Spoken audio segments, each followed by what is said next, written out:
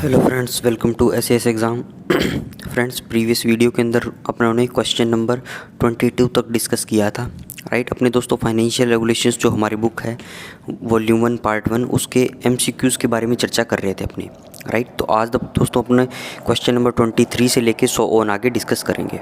Right, तो पहला देखिए दोस्तों, क्वेश्चन नंबर 23 है, which of the following is received at treasury bank without any MRO.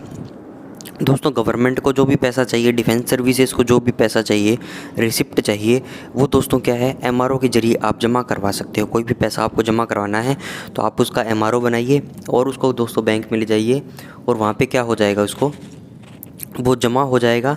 Right, तो ये दोस्तों प्रोसेस है कोई भी पैसा जमा करवाने के लिए, यस और नो। लेकिन एक ऐसी अमाउंट है, एक ऐसी चीज़ है जिसको क्या है एमआरओ के ज़रिए नहीं जमा करवाया जा सकता। राइट, और दोस्तों जो अपनों ने चैप्टर पढ़ा था इसका, जब अपनों ने वो चीज़ डिस्कस भी करी थी, एक बार दोबारा सुनिए दोस्तों, वो होती है अर्नेस्ट मनी डिपॉजिट, जिसको मैंने ईएमडी बोला था। ठीक है, ईएमडी का जो पैसा होगा उसको क्या है, हम ईएमडी के पैसे को एमआरओ के ज़रिए नहीं जमा करवा सकते। ईएमडी होता है दोस्तों अर्नेस्ट मनी डिपॉजिट। ये भी एक प्रकार का सिक्योरिटी डिपॉजिट होता है जो कि कॉन्ट्रैक्टर से लिया जाता है जो भी किसी टेंडर में भाग लेते हैं। ठीक है, मान लो दोस्तों कोई टेंडर ओपन हुआ और उसके अंदर बहुत सारे कॉन्ट्रैक्टर जो हैं इसके अंदर पार्टिसिपेट करेंगे। राइट, तो दोस्तों उनकी क्रेडिबिलिटी जांच करने के लिए वो टेंडर ऑथोराइज्ड जो टेंडर में भाग ले रहे हैं, तो जो कॉन्ट्रैक्टर ऑथराइज हैं या नहीं हैं, उनकी क्रेडिबिलिटी को जांच करने के लिए पूरे टेंडर की अमाउंट का लगभग 2 या 3% जो है उसका ईएमडी रखा जाता है, अर्नेस्ट मनी डिपॉजिट। मान लो दोस्तों 1 करोड़ रुपए का क्या है, प्रोजेक्ट है, टेंडर है, तो इसका 2% मान लो कितना हो गया, 2 लाख 3 लाख हो जाएगा। 1 करोड़ कितने हो जाए, 100 लाख हो गए। ठीक है, 100 लाख का 3% निकाल लो, कितने हो जाएंगे, 3 लाख हो जाएंगे। राइट, तो ये हुआ दोस्तों कितना, ईएमडी उसको बोला जाता है, अर्नेस्ट मनी डिपॉजिट। और इसको क्या है एमआरओ के जरिए आप जमा नहीं करवा सकते।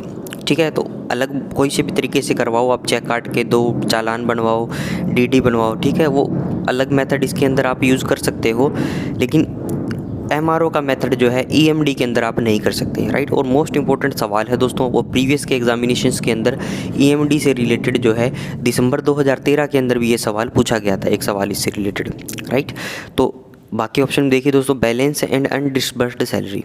ठीक है, तो अगर कोई पैसा बच जाए तो उसको आप एमआरओ के जरिए जमा करवाना है। आउटस्टैंडिंग हाउस बिल्डिंग रिफंड, ठीक है, तो इसको भी आप करवा सकते हो।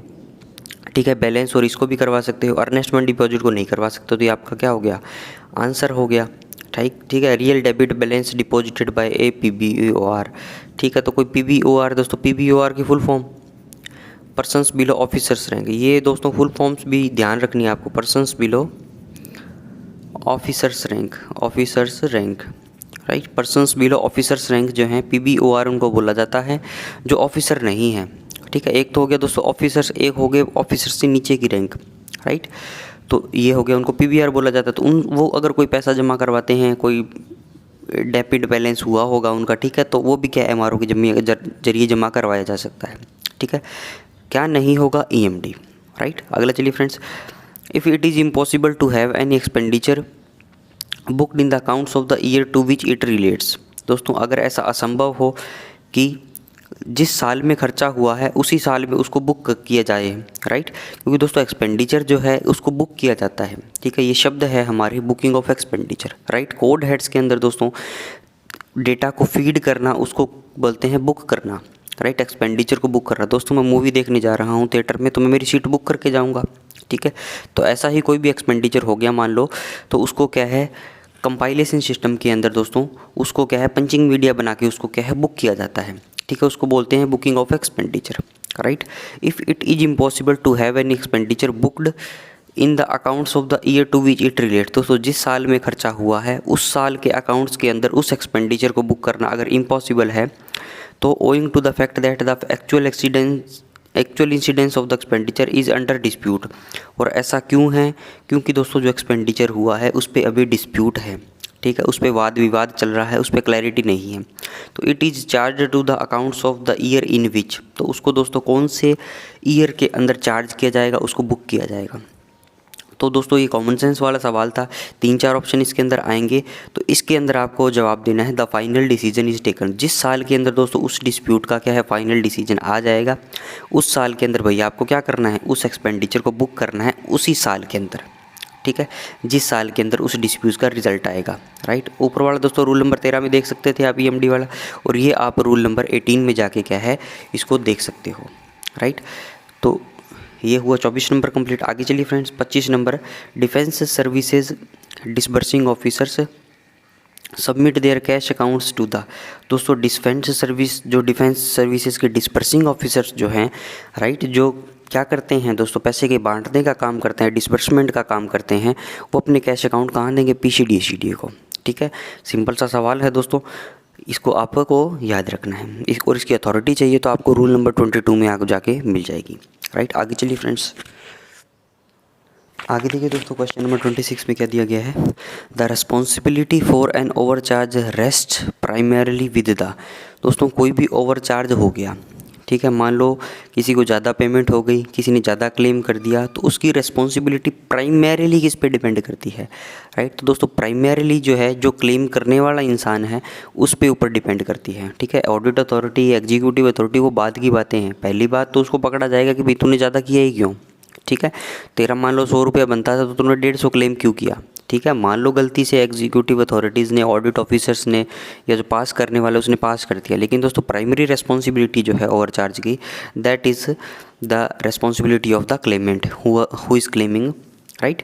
तो इसके अंदर ऑप्शन देखिए, एग्जीक्यूटिव है ये गलत हो जाएगा, PCDCD ये गलत हो जाएगा, LAO ये गलत हो जाएगा, और D हो जाएगा दोस्तों क्लेमेंट, इसका राइट आंसर, राइट। और ये दोस्तों रूल नंबर 25 में जाके आप पढ़ भी सकते हो। ये सुनो, सीधी सीधी दोस्तों लाइनें लिखी हुई है पैराज के अंदर, राइट, वहीं से क्या है क्वेश्चन उठाए गए हैं। क्वेश्चन नंबर 27 देखिए दोस्तों, please pick up the wrong one in the context of responsibility of officers signing और काउंटर साइनिंग सर्टिफिकेट्स। अब दोस्तों हमें रॉन्ग वन छांटना है, रॉन्ग मतलब गलत छांटना है, किस कंटेक्स्ट के अंदर, रेस्पॉन्सिबिलिटी ऑफ ऑफिसर्स साइनिंग और counter signing certificate.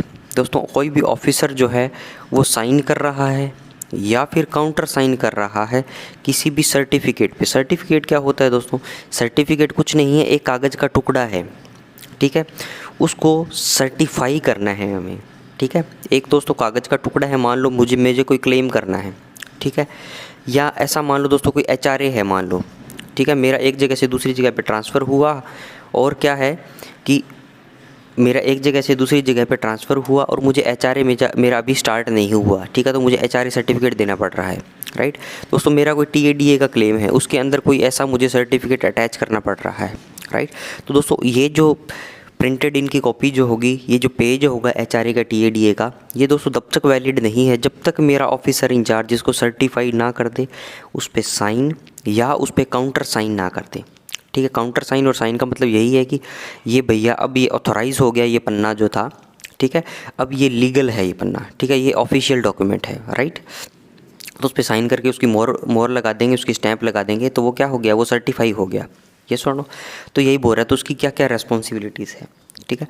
An officer, इसके अंदर अपने को गलत छांटते हैं दोस्तों, an officer who signs a certificate is personally responsible for the facts certified to, ठीक है। तो अब दोस्तों इसको कॉमन सेंस से निकालेंगे इन चीज़ों को, देखिए।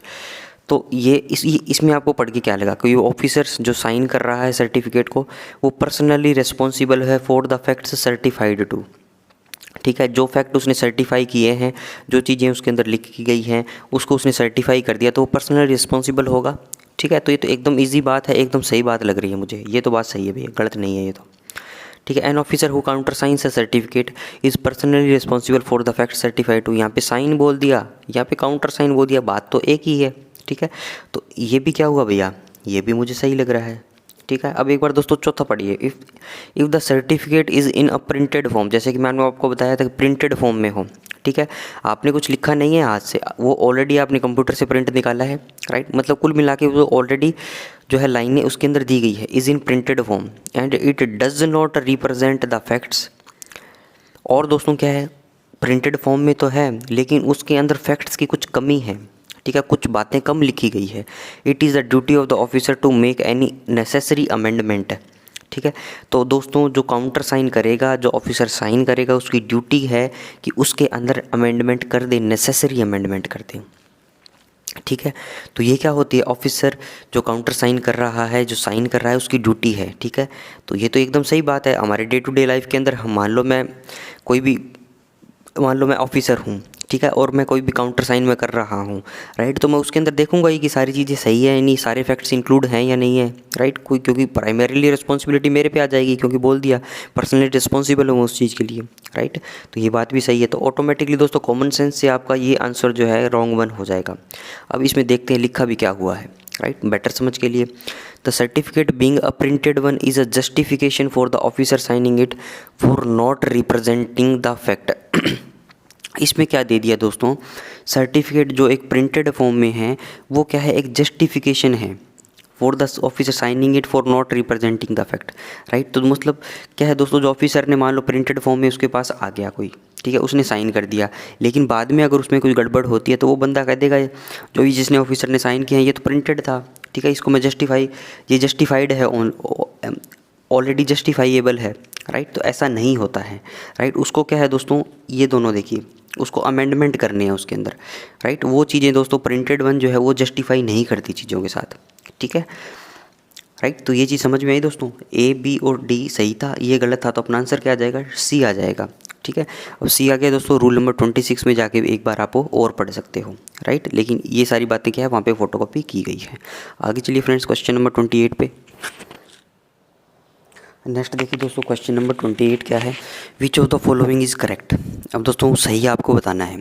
N imprest holder is personally responsible to operate the imprest account. अब दोस्तों इम्प्रेस्ड की बात करता है, ठीक है। इम्प्रेस्ड क्या पढ़ाता है, इम्प्रेस्ड का फंड जो है एक प्रकार का परमानेंट एडवांस है, ठीक है, ये भी बात अपनों निकल पड़ी थी, राइट। इम्प्रेस्ड का जो दोस्तों मनी होता है वो क्या होता है, एक परमानेंट एडवांस होता है, राइट। अब इम्प्रेस्ड के बारे में सारी बातें की गई हैं। Imprest holder is personally responsible to operate the imprest account. अब दोस्तों इसको भी कॉमन सेंस से आप निकालो, ठीक है। मान लो कोई पर्टिकुलर सवाल हमें नहीं आता, ठीक है, क्योंकि इतनी बड़ी बुक है, ये भी पॉसिबल नहीं है कि हर एक लाइन हमें क्या याद हो जाए, राइट, क्योंकि दोस्तों कोई कॉन्सेप्ट तो है नहीं इसके अंदर, जनरल रूल्स बनाए गए हैं, ठीक है। और दोस्तों सहूलियत के हिसाब से क्या रूल्स में अमेंडमेंट आता रहता है, वो चेंज होते रहते हैं, ठीक है। तो दोस्तों 100 सवाल जो आएंगे एग्जामिनेशन के अंदर, उसके अंदर आपको 10 से 15 सवाल तो ऐसे मिल जाएंगे जो कॉमन सेंस से होंगे, ठीक है। मान लो जिसने कुछ भी पढ़ाई नहीं करी, थोड़ा बहुत उसको पता है, ऑफिस के अंदर काम करता है, तो कॉमन सेंस से जो क्या है 10 से 15 सवाल जो है क्या अटैम्प्ट किए जा सकते हैं। जैसे कि आपको मैं ये बताता हूँ, an imprest holder is personally responsible to operate the imprest account. तो इसके अंदर दोस्तों क्या गलत बात है, ठीक है। इम्प्रेस्ड होल्डर जो है वो पर्सनली रिस्पॉन्सिबल है, ठीक है। मान लो आपको कोई ऑपरेट करने के लिए कोई अकाउंट दे दे, ठीक है, तो क्या आप पर्सनली रिस्पॉन्सिबल नहीं रहोगे उस चीज़ के लिए, बिल्कुल रहोगे, ठीक है। तो एक नंबर बात तो सही है। बी नंबर देखिए दोस्तों, the imprest holder is not permitted to delegate the responsibility for operation of funds to another person, ठीक है। तो दोस्तों ये बात भी सही है कि भैया वो क्या है, उसको परमिशन नहीं है कि वो डेलीगेट कर सके किस चीज़ को, अपनी रेस्पॉन्सिबिलिटी को, ठीक है, operation of funds to another person, right. तो ये बात भी एकदम सही लग रही है मुझे। सी नंबर देखिए दोस्तों, imprest holder will in no circumstances keep large cash balances in excess of their actual immediate requirements, ठीक है। तो दोस्तों इम्प्रेस्ड का जो नेचर जो होता है, इम्प्रेस्ड के फंड का जो नेचर होता है, तो वो दोस्तों छोटे मोटे खर्चों के लिए होता है, ठीक है। तो इसलिए बोलता है वो पावर भी डेलीगेट नहीं होगी, ठीक है, वो रेस्पॉन्सिबिलिटी भी डेलीगेट नहीं कर सकता, और दोस्तों वो अपने खाते में क्या है लार्ज कैश बैलेंस नहीं रख सकता, ठीक है, जितनी उसी एक्चुअल में क्या है रिक्वायरमेंट है उससे बहुत ज़्यादा, ठीक है। लार्ज कैश बैलेंस क्या जो है वो नहीं रख सकता जितनी उसकी एक्चुअल इमीडिएट रिक्वायरमेंट्स है उससे ज़्यादा, राइट। तो इसके अंदर क्या हो गया दोस्तों, ये तीनों ही बातें मुझे सही लग रही है, तो इसका आंसर कितना आ जाएगा, डी नंबर आंसर आ जाएगा, राइट। तो डी नंबर क्या है, all of the above, yes. तो ये हो गया दोस्तों, पढ़ सकते हो आप रूल नंबर 27 में जाके, राइट। 29 देखिए, the responsibility for carrying out physical verification of stores rest primarily with. तो किसके पास दोस्तों ये रहती है कि फिजिकल वेरिफिकेशन वो कर सके स्टोर का, ठीक है। तो सबसे पहले दोस्तों क्वेश्चन क्या है ये आपको पता होना चाहिए। जब भी दोस्तों हम क्वेश्चन पढ़ते हैं तो उसकी इमेज जो है एक वो हमारे माइंड के अंदर जो है आनी चाहिए, उसका दोस्तों चलचित्र, उसकी एक फ़ोटोकॉपी क्या है हमारे माइंड के अंदर आनी चाहिए, ठीक है। अब सवाल आपने पढ़ लिया लेकिन आपको नहीं पता फिजिकल वेरिफिकेशन क्या होता है, आपको नहीं पता स्टोर्स क्या होता है, ठीक है, तो आप दोस्तों इसके अंदर क्या गड़बड़ कर सकते हो। सबसे पहले तो दोस्तों स्टोर क्या होता है। स्टोर दोस्तों क्या है, सामान है, ठीक है। कोई भी दोस्तों फिजिकल फॉर्म के अंदर कोई पेन पेंसिल ये क्या है, ये सारा स्टोर ही तो है, ठीक है। अब दोस्तों आर्मी साइड की मैं बात करूँ तो आर्मी के अंदर बहुत सारा सामान आता है जो गवर्नमेंट इशू करती है, ठीक है। दोस्तों ऑर्डिनेंस का सामान है, एम्यूनिशंस का सामान है, राइट, बहुत तमाम तरीके के दोस्तों सामान आते हैं आर्मी के पास, ठीक है। तो उनको स्टोर को कहीं एक जगह पे रखा जाता है। एक जगह पे रखने के बाद दोस्तों किसी को क्या है, एक टास्क होल्डर को, किसी भी रैंक का आदमी हो सकता है वो, तो उसको क्या है, उसकी एक जिम्मेदारी दी जाती है, उसको रेस्पॉन्सिबिलिटी दी जाती है, ठीक है। तो उसको दोस्तों रेस्पॉन्सिबिलिटी दी जाती है उस स्टोर की सार संभाल करने के लिए, राइट। तो इसके बाद दोस्तों इसके फिजिकल वेरिफिकेशन का मतलब क्या है, उसका टाइम पे दोस्तों क्या है, कितना ग्राउंड पे बैलेंस है और कितना अकाउंट्स के अंदर है, ठीक है। दो चीज़ें हैं दोस्तों, एक तो हमारी बुक्स हो गई, ठीक है, हमारी लेजर्स हो गए, हमारी कॉपी हो गई। एक दोस्तों ग्राउंड पे हो गया, मान लो मैं बोल दूँ ग्राउंड पे 10 आइटम है, ठीक है। अब दोस्तों बुक के अंदर कितने हैं, 10 ही हैं, राइट। तो ग्राउंड पे दोस्तों देखने का बुक के अंदर 10 ही हैं, ये काम हमारा है। पहले 15 थे, ठीक है, 5 दोस्तों ख़राब हो गई, अब 10 बच गए, फिर 4 आ गए, 14 हो गई। ये तो हमारा काम है बुक्स के अंदर देखना, ठीक है, डिफेंस अकाउंट्स डिपार्टमेंट का। लेकिन दोस्तों ग्राउंड के अंदर जो चीज़ें हैं, हम ग्राउंड के अंदर चीज़ें नहीं देखते हैं, ठीक है। तो ये फिजिकल वेरिफिकेशन का काम जो है उस यूनिट कंसर्न की जो एग्जीक्यूटिव अथॉरिटीज़ जो है इनको बोला जाता है, उन्हीं का ही काम है, ठीक है। तो दोस्तों PCDCD तो नहीं करता, AAO नहीं करता दोस्तों, डिपार्टमेंट ऑफ स्टोर भी नहीं करता, ठीक है। एग्जीक्यूटिव अथॉरिटी जो है, जो उस यूनिट कंसर्न की, उनको जो क्या है जिम्मेदारी दी गई है कि भैया आप फिजिकल वेरिफिकेशन करते रहो और उस पे दोस्तों क्या है उनका सर्टिफिकेट उनको करते रहो, ठीक है। तो दोस्तों उनको बोला जाता है कई बार फिजिकल वेरिफिकेशन को स्टॉक टेकिंग भी बोला जाता है, स्टॉक टेकिंग बोर्ड, ठीक है। कई बार दोस्तों मंथली स्टॉक टेकिंग होती है, कई बार एनुअली स्टॉक टेकिंग होती है, ठीक है, कि ये साल भर में आप चेक कर लो कि हाँ कितना ग्राउंड पे बैलेंस है। कई बार ऐसा होता है कि मंथली भी आपको चेक करना पड़ता है, राइट। ये सोनो तो दोस्तों ये हर चीज़ के अंदर होता है, राशन का आइटम है उसके अंदर होगा, ठीक है दोस्तों। एमटीज़, मैकेनिकल ट्रांसपोर्टेशन, राइट, इनकी जो गाड़ियाँ हैं, राइट, उनसे रिलेटेड कोई सामान है उसका वेरिफिकेशन होता है दोस्तों। कोई ऑर्डिनेंस आइटम्स जो हैं, ठीक है, उनसे रिलेटेड दोस्तों, क्लोथिंग के आइटम्स जो हैं उनसे रिलेटेड, तो हर चीज़ के लिए क्या है वेरिफिकेशन होता ही होता है। ये सोनो आगे चलिए फ्रेंड्स, क्वेश्चन नंबर 30 पे। क्वेश्चन नंबर 30 देखिए दोस्तों, in every case where cash or stores are handed over the duty of verifying cash or store balances devolves upon the, ठीक है। तो दोस्तों ऐसी जगह पे जहाँ पे कैश या स्टोर जो है उसको हैंडेड ओवर करना है, ठीक है। किसी बंदे की दोस्तों पोस्टिंग आ गई, ट्रांसफ़र आ गया, या दोस्तों कोई पेंशन जा रहा है, जो कंसर्न्ड कैश और स्टोर का क्या था, जिसकी चार्ज था, जिस पास रिस्पॉन्सिबिलिटी थी, ठीक है। तो उसको जब वो रिलीव होगा, ठीक है, तो दोस्तों duty of verifying cash or store balances, तो कितना कैश है कितना स्टोर है, उसकी रिस्पॉन्सिबिलिटी जो है उसको कौन देखता है, उसकी रिस्पॉन्सिबिलिटी डिवोल्व्स अपॉन द, राइट। कौन उसकी जांच करेगा, पहला है दोस्तों रिलीव्ड ऑफिसर, दूसरा है रिलीविंग ऑफिसर, तीसरा है LAO, चौथा है CO।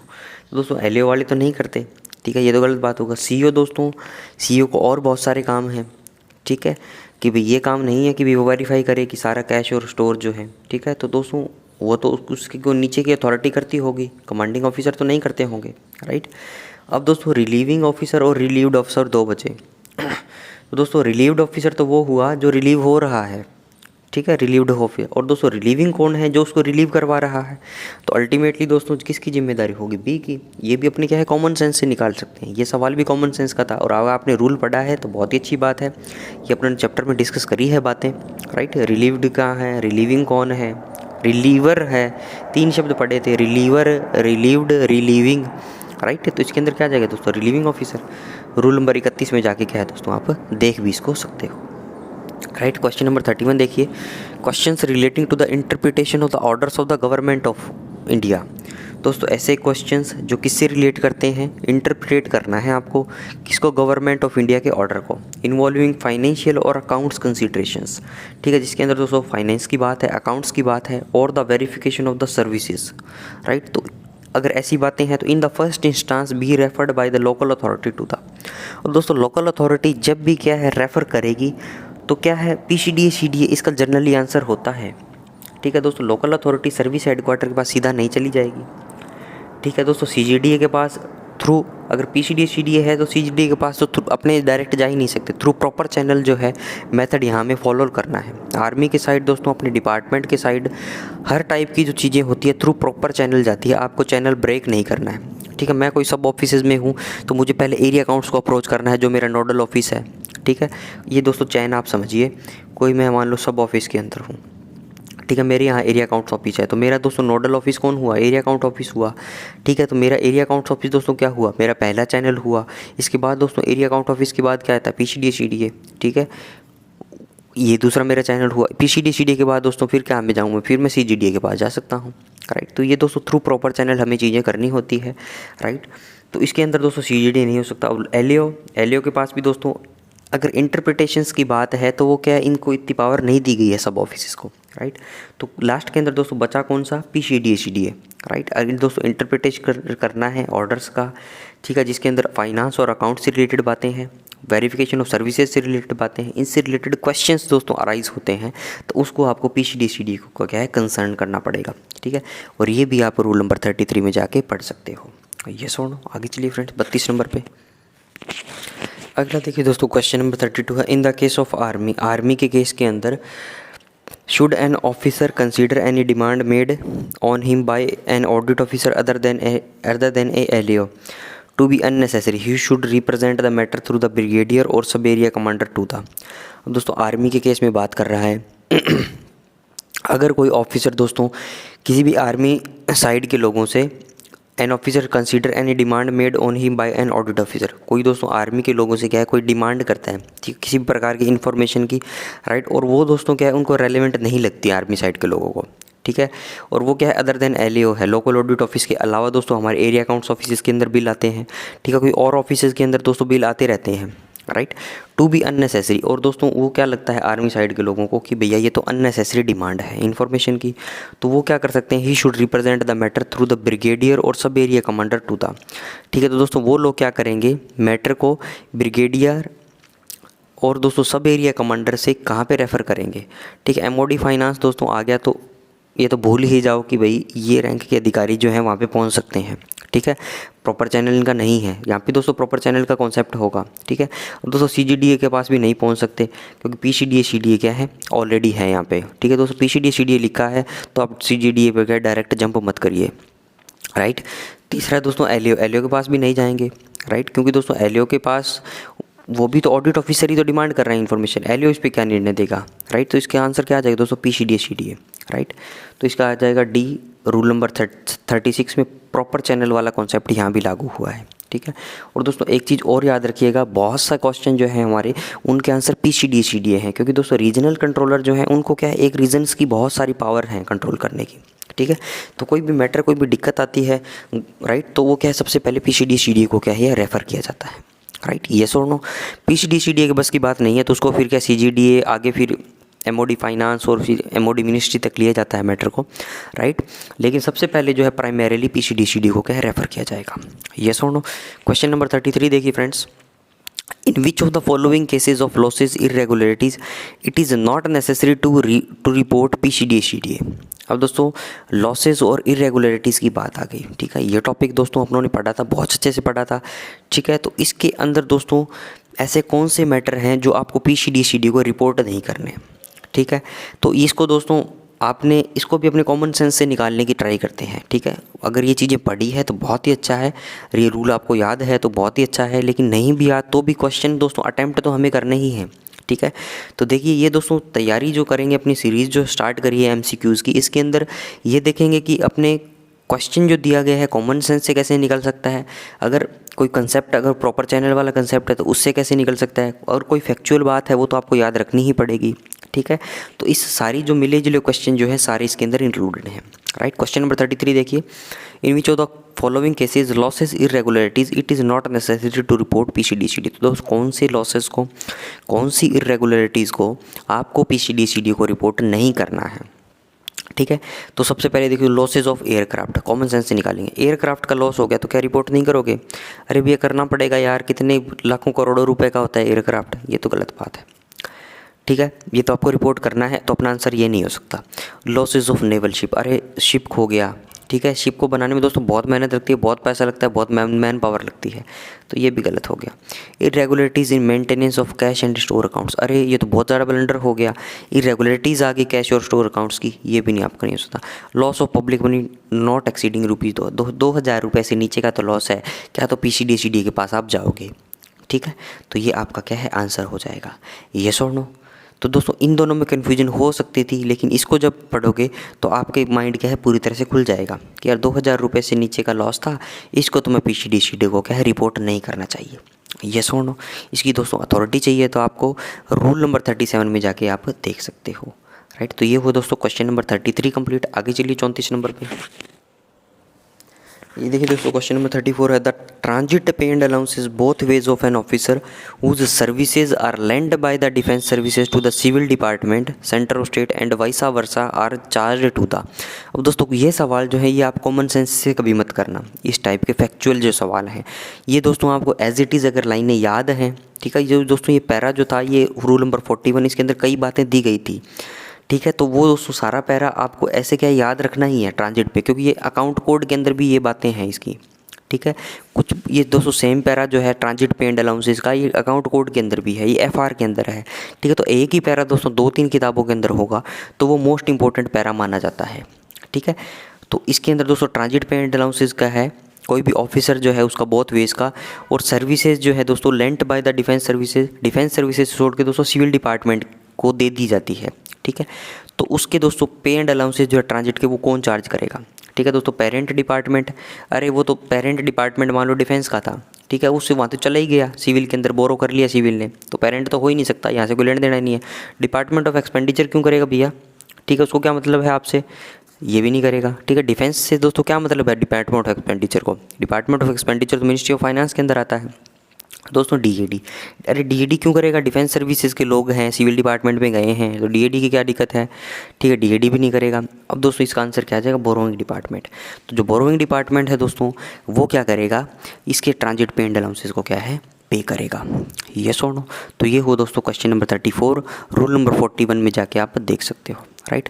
दोस्तों क्वेश्चन नंबर 35 जो है नेक्स्ट वीडियो के अंदर डिस्कस करेंगे, क्योंकि दोस्तों थोड़ा सा कॉन्सेप्ट है इसके अंदर, राइट। तो मैं वीडियो को दोस्तों जब एंडिंग हो रही है तब क्या है, नई चीज़ें आपको नहीं बताना चाहता, जब फ्रेश वीडियो देखो तो जब क्या है उस पर ज़्यादा वैल्यू उसकी लगती है, राइट।